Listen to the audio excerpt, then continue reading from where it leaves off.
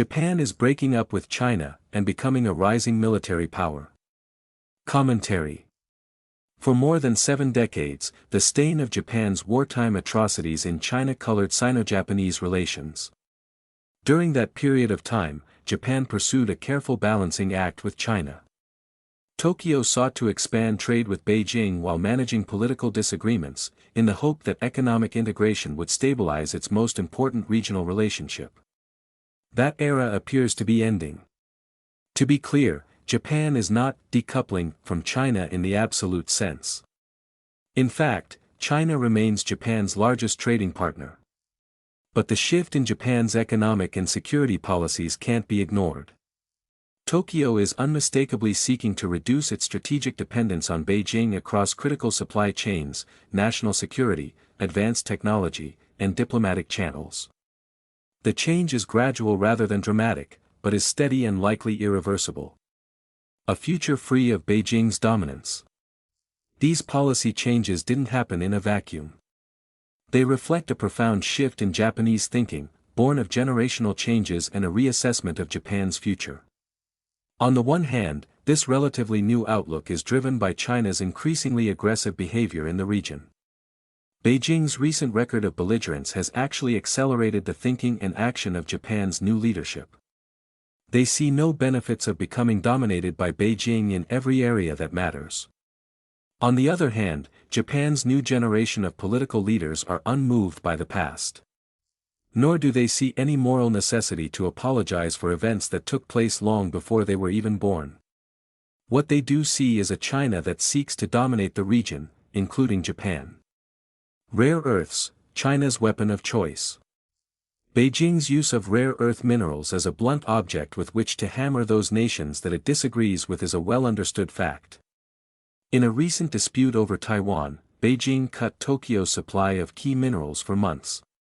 Beginning in late 2025 and continuing into 2026, Beijing sharply restricted exports of several heavy rare earth elements and dual-use materials to Japan following growing diplomatic tensions surrounding Taiwan and Japan's expanding defense posture. The restrictions affected critical materials including dysprosium, terbium, gallium, and yttrium, minerals indispensable to Japan's defense and high-technology industries. The hard reality is that China dominates the mining and, more specifically, the processing of rare earth elements that are essential to semiconductors, precision-guided weapons, electric vehicles, advanced radar systems, aerospace components, and high-performance permanent magnets.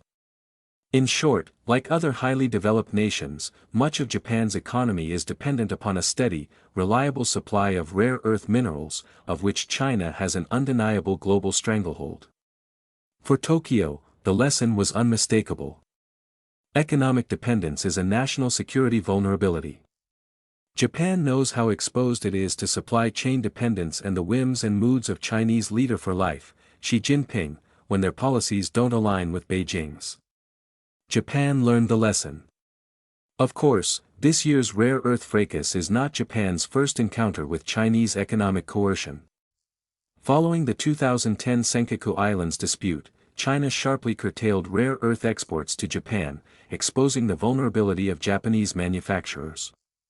Since then, Japan has steadily diversified suppliers, invested in Australia's leanest rare earths, expanded recycling programs, built strategic stockpiles, and funded research into alternative materials.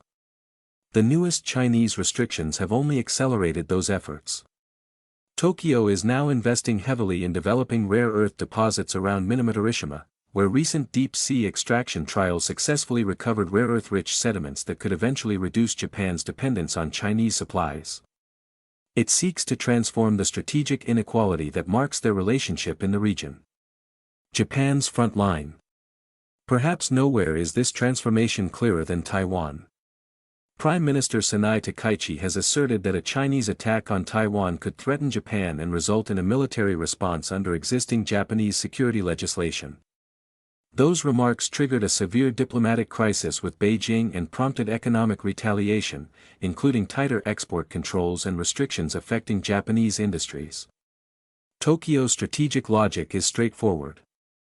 Taiwan sits astride Japan's southwestern island chain. Chinese military control of Taiwan would fundamentally alter the military balance in the Western Pacific while threatening Japan's sea lanes and access to vital energy imports. Increasingly, Japanese policymakers view Taiwan's security as inseparable from Japan's own. Japan seeks more strategic autonomy. Japan's policies increasingly match its rhetoric. Japan's newest defense white paper identifies China as its most significant long-term strategic challenge, particularly regarding military activities near Taiwan and Japan's southwestern islands. As a result, defense spending has reached approximately 2% of GDP, its largest military buildup since World War II. That buildup includes the acquisition of long-range strike missiles, expanding missile defense, and investing heavily in drones and artificial intelligence. It also involves strengthening cyber capabilities and deepening defense cooperation with the United States, Australia, the Philippines, and other Indo-Pacific partners. Tokyo knows that in the face of rising Chinese aggression, it must either act to preserve its national autonomy or lose it.